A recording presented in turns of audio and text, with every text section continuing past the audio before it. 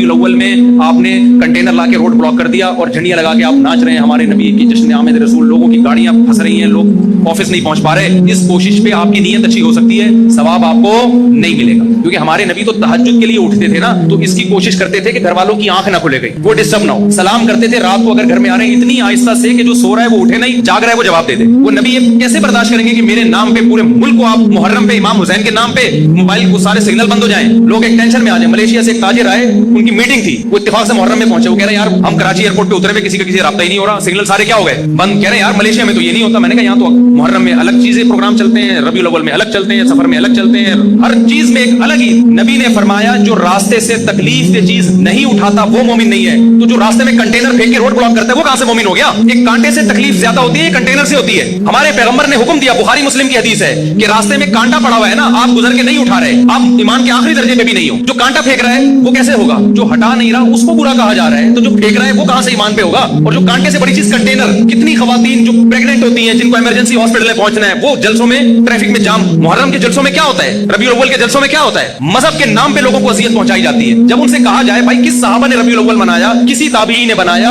आज भी हरम में नहीं मनाया जाता, तो आप क्यों वो कर रहे हो? कह रहे हैं हम नबी की मोहब्बत में कर रहे हैं। आप यकीनन मोहब्बत में कर रहे हो, हम आपकी नीयत पे शक नहीं करते, मगर कर वो रहे हो जो आपका नफ्स आपको कह रहा है। अल्लाह रसूल के बताए हुए तरीके को आप फॉलो नहीं कर